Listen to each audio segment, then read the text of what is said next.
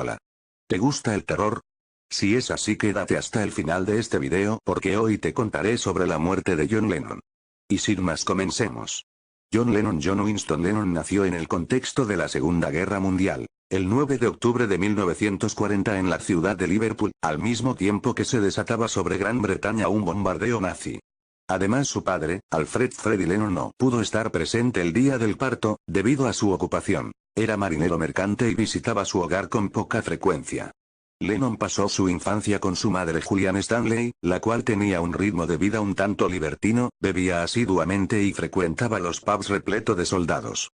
Incluso, tuvo una hija fuera del matrimonio, la que dio en adopción. A partir de la profesión de su padre y la vida liberal de su madre, ambos decidieron separarse. Luego de una fuerte discusión, le dijeron a John que eligiera con quién desearía vivir. Ante tal problema, Lennon se quedó con su madre. Sin embargo, las expectativas de John de quedarse mucho tiempo al lado de su madre fueron inmediatamente frustradas. La irregularidad de la vida doméstica de su madre, su inconstancia en el hogar, la llevaron a entregar su hijo a su hermana Minnie para que se encargara de cuidarlo. La tía y el tío de John, Minnie y George, vivían en los suburbios. Su tío era propietario de viviendas en alquiler y de una vaquería.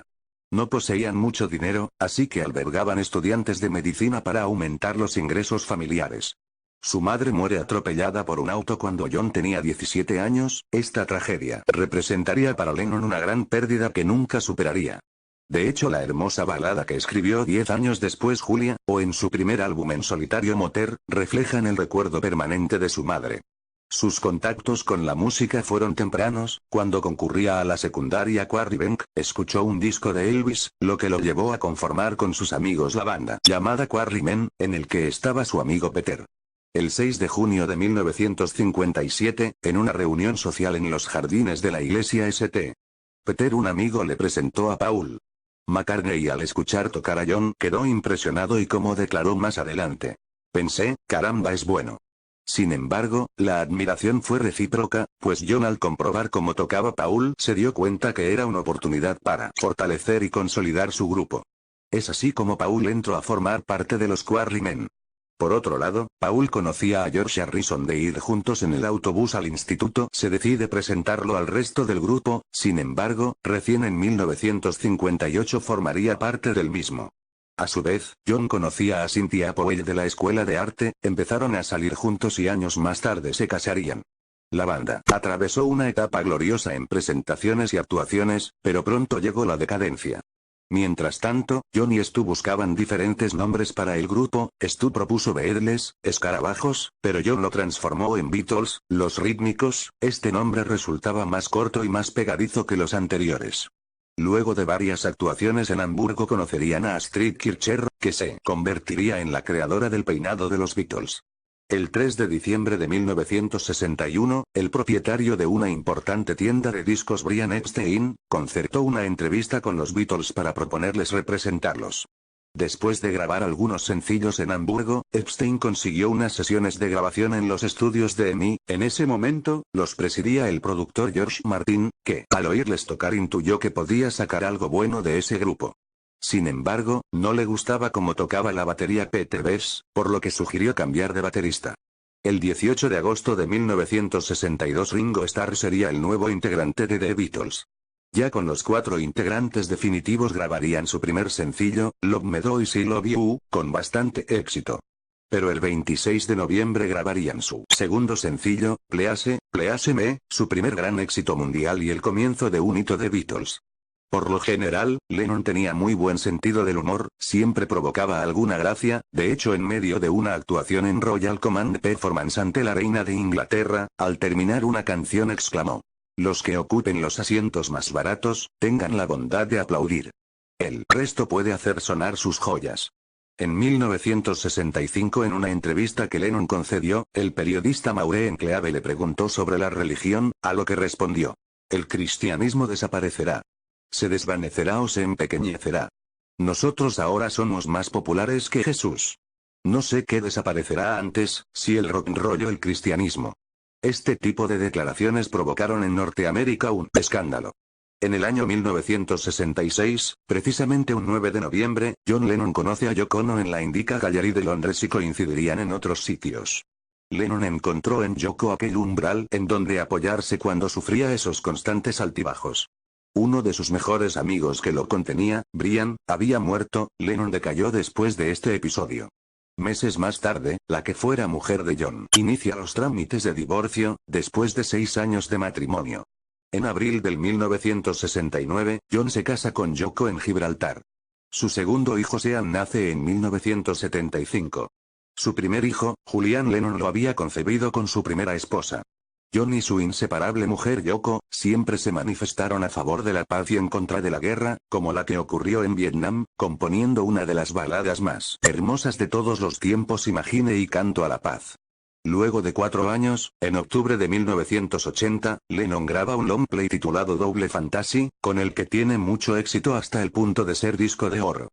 En ese mismo año, el 8 de diciembre de 1980, exactamente a las 23 horas, en el vestíbulo del edificio Dakota, el joven llamado Mark Chapman, fanático del músico, se le acerca y le pide un autógrafo, pero ante la negativa de Lennon, este le dispara 7 balazos provocándole la muerte inmediatamente.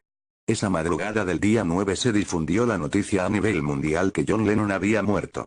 ¿Por qué lo asesinaron? ¿La muerte de Lennon producto de un fanatismo obsesivo o una conspiración gubernamental? Las sospechas. Antes de morir Lennon pronunció esta frase: tenemos que morirnos, o tenemos que vivir. Si estamos muertos, tendremos que hacernos cargo de ello. Si estamos con vida, tendremos que vérnosla con el hecho de estar vivos. La versión oficial postula que el músico fue asesinado por un admirador desequilibrado y solitario.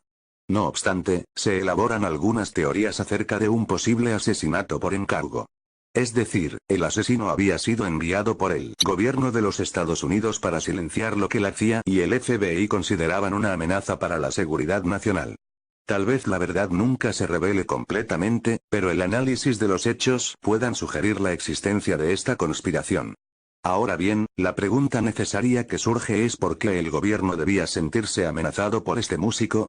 Luego de separarse de The Beatles en 1969, Lennon comenzó a transitar el camino del activismo político. Existen pruebas de que el FBI consideraba al músico como peligroso, debido a su influencia sobre los jóvenes y sus creencias contrarias al sistema de gobierno. La mayor parte de su composición musical contenía cierto sentido de protesta, sobre todo la que produjo durante los años posteriores a la disolución de su banda. Esto puede resultar un poco contradictorio porque las canciones de The Beatles tienen pocas o casi ninguna letra con contenido político. Una de ellas, Revolution, escrita por Lennon McCartney, puede sugerir la idea de apoyo a la revolución, pero a su vez, se señala que no quieren saber nada con el odio ni con la destrucción. Sin embargo, cuando su activismo y compromiso político aumentó, sus llamados a la revolución se hicieron más fuertes, apoyados también por su actitud pacifista. Lo que el gobierno de Estados Unidos no comprendía es que el pedido de Lennon abogaba por una reforma revolucionaria de las actitudes del gobierno y de la sociedad, y no tanto por un cuerpo militante. Las letras de sus canciones Give Peace a Chance y Jameson Me Truth parecen sintetizar las ideas de Lennon.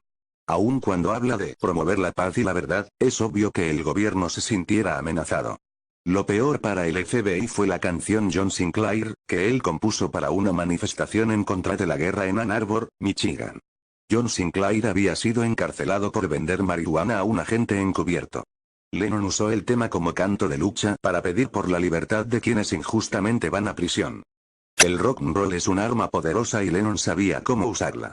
El FBI fue compelido por una orden judicial en 1983 a desclasificar los documentos que tenía sobre John Lennon. Estos documentos revelaron que Lennon había donado $75.000 para la formación del Election Year Strategy Information Center, ESIC. Esta organización se dedicaría a dirigir actividades de protesta en contra de los republicanos. Infortunadamente, esta donación colocó a Lennon en contacto con algunos personajes como Renard Cordon Davis, condenado por violar el Estatuto Federal Antidesórdenes, y Stewart Albert, miembro del Partido Laborista Progresista, que también poseía antecedentes penales. Esta organización partidaria tenía orientación comunista, seguía la línea de China. John Lennon no era comunista. Más allá de esto, su vinculación con estos revolucionarios lo colocó en la mirilla de sospechosos del FBI. A raíz de ello, Lennon permanecía vigilado. En su departamento habían instalado micrófonos ocultos. Esto no resulta extraño, ya que en plena Guerra Fría, la política del FBI era considerar a todos los extremistas peligrosos. Lennon siempre tuvo problemas con la visa dentro de Estados Unidos, tenía una visa de turista B2, lo que significaba que solo estaba en el país de manera temporaria por negocios o por placer. En un momento abandonó los Estados Unidos y regresó con una visa temporaria H1, que expiraba en el mes de febrero de 1972. Sin embargo, Lennon y su mujer tenían la intención de solicitar la ciudadanía norteamericana. El FBI no dudó en comenzar los trámites de deportación tan pronto como la visa expiró, el músico y su mujer se opusieron rotundamente. Lennon trató de demorarlos debido a que no quería enfrentar una causa por narcóticos en Gran Bretaña y Yoko Ono estaba involucrada en una causa por la tenencia de un menor. Entre 1972 y 1975 Lennon estuvo inmerso en una batalla legal para obtener el permiso de residencia. No parece haber registros de si lo logró o no, aunque dado que fue asesinado en Nueva York y los deportados no pueden volver a entrar al país, se puede suponer que ganó el caso. Los enormes esfuerzos realizados por el gobierno para deportarlo, sin embargo, muestran a las claras que estaban desesperados por deshacerse de él. Chapman, asesino de Lennon. Mark David Chapman, este personaje destaca por su compleja y problemática existencia. En la adolescencia, huyó de su casa y cayó en el consumo de drogas. Admiraba profundamente a los Beatles y trataba de imitarlos con su banda. Incluso, en un momento se convirtió al cristianismo, lo que las declaraciones de Lennon sobre Cristo lo ofendieron. Prontamente volvió a cometer una serie de delitos y fue arrestado por tenencia de drogas, robo a mano armada y hasta secuestro. Además, luego de intentar suicidarse en 1977 recurrió a ayuda psiquiátrica. Su obsesión con el músico se intensificaba hasta llegar a creer que él era John Lennon. Cuando Lennon se fue alejando del centro de la atención pública, Chapman sintió la necesidad de reflotar la vieja imagen de Lennon, encarnado ahora en su persona. Es decir, consideraba que el otro Lennon debía ser eliminado. De esta manera, la mañana del 8 de diciembre de 1890, Chapman esperó frente al edificio donde Lennon vivía y le hizo firmar un autógrafo en una copia de su último álbum, Double Fantasy.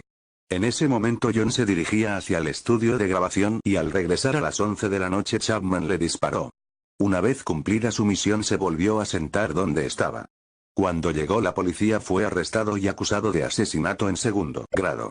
Su abogado, Jonathan Marks, quería que se declarara inimputable, pero Chapman creía que Dios le había dicho que confesara. El 24 de julio de 1981 fue condenado a 20 años de prisión. Obviamente la historia oficial de que Lennon fue asesinado por un admirador loco es coherente. Sin embargo, ¿quién más indicado para endilgarle un crimen que un loco? Lo interesante de este asesinato, es que, por lo general los culpables son condenados a muerte, y Chapman fue liberado bajo palabra a los 3 años de estar en prisión.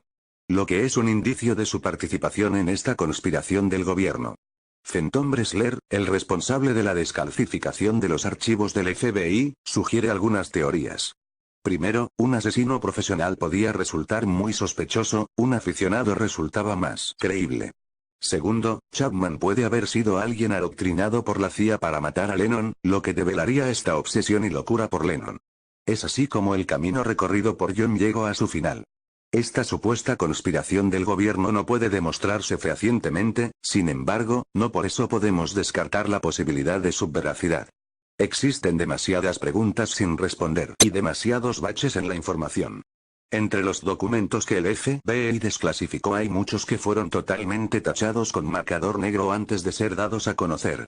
En algunos casos la página entera ha sido borrada de los archivos. Si el gobierno no tiene nada que esconder, ¿por qué tanto misterio? Como dijo el mismo Lennon en una de sus canciones, lo único que quiero es la verdad. Solo dame un poco de esa verdad. Si el video te gustó me alegraría que le dieras pulgar arriba y te suscribas a este canal, eso me ayudaría a seguir haciendo más vídeos así.